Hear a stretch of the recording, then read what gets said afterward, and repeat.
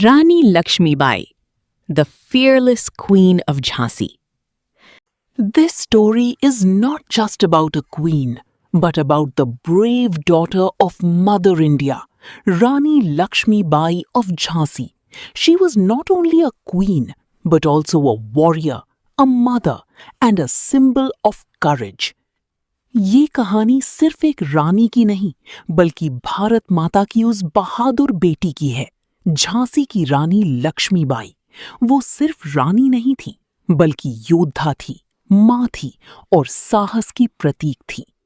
Born as Manikarnika in Varanasi, she grew up fearless. Horse riding, sword fighting, and archery were her childhood games.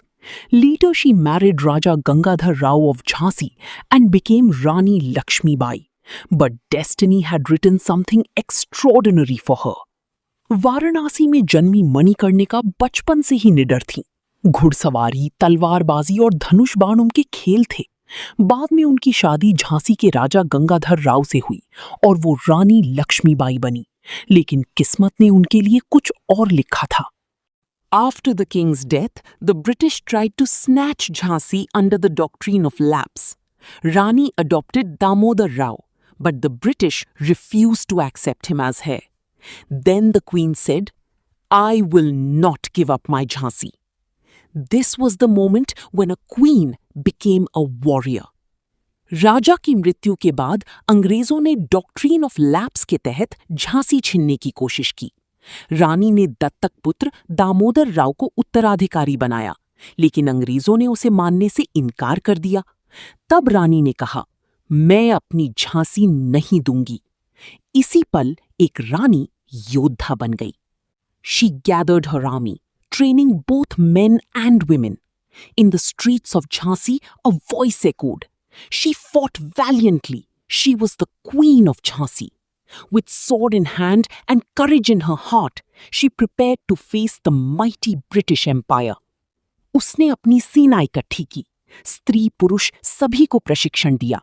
Jhansi की गलियों में एक आवाज गूंज रही थी, खूब लड़ी मर्दानी, वो तो झांसी वाली रानी थी। हाथ में तलवार और दिल में साहस लेकर उसने ब्रिटिश साम्राज्य का सामना करने की तैयारी की। In 1857, the revolt spread across India. Jhansi became the center of resistance. Cannons fired, swords clashed, and the fort echoed with war cries. Rani fought like a tigress, defending every inch of her land. Even the British were stunned by her bravery. 1857 का विद्रोह पूरे भारत में फैल चुका था।